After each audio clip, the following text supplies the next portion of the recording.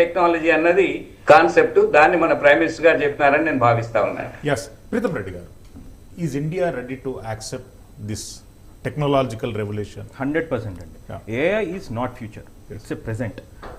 AI అనేది ఇప్పుడు ప్రతి ఒక్కరి మొబైల్లో ఆల్రెడీ ఎస్టాబ్లిష్ అయిపోయింది. పొద్దున లేసినప్పటి నుంచి రాత్రి పడుకునే వరకు ఏఐ ఇంటిగ్రేషన్ అనేది లేకుండా నాకు తెలిసి 60 to 70% పాపులేషన్ లేకుండా లేదు. ఏదో ఒక రకంగా ఏదో ఒక సర్వీస్ని తీసుకొని ఏఐని వాడుతున్నాం. ఫర్ ఎగ్జాంపుల్, యాజ్ అ మ్యానుఫ్యాక్చరర్గా నేనే ఉన్నా.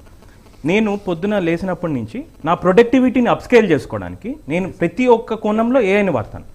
అండ్ అట్లనే కాదు, ఇప్పుడు ఒక సాధారణమైన వ్యక్తి, నేను ఒక మ్యానుఫ్యాక్చర్ అవ్వక ముందు నేను ఒక కామన్ మ్యాన్నే. సో ఒక 10 years బ్యాక్ ముందు నేను అసలు ఏదైనా ఒకటి ప్రిపేర్ అవ్వాలన్నా, ఏదైనా చేయాలంటే చాలా రీసెర్చ్ చేసుకోవడానికి నేను అప్రోచ్ అవ్వాలి, చాలా దగ్గరికి అప్రోచ్ అవ్వి తెలుసుకోవాల్సి వచ్చేది. ఇప్పుడు ఫ్రాక్షన్ ఆఫ్ సెకండ్స్లో మొబైల్లోనే I can learn everything. So దీనివల్ల నా అప్రోచ్ అనేది లేకుండానే చాలా నేర్చుకోవడం వల్ల నా టైం ఫ్యాక్టర్ అనేది చాలా తగ్గిపోయింది.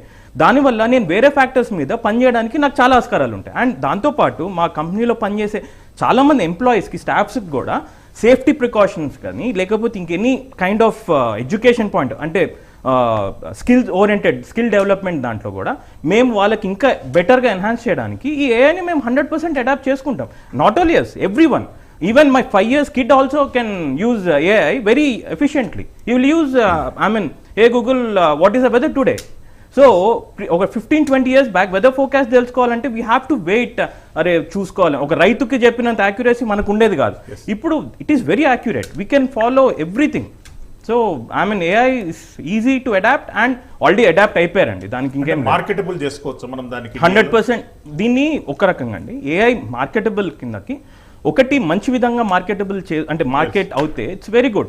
సమ్ టైమ్స్ కొన్ని ఏఐకి స్ట్రాంగ్ పాలసీస్ తీసుకురావాలి. ఫర్ ఎగ్జాంపుల్, చాలా డీప్ ఫేక్స్ చూస్తున్నాం మనం, అంటే మోడీ గారిది కానీ నేషనల్ లీడర్స్ నుంచి స్టేట్ లీడర్స్, సెలబ్రిటీస్, వీళ్ళందరిది మనం చాలా మందిని చూసుకుంటున్నాం. They are doing so many deep fakes.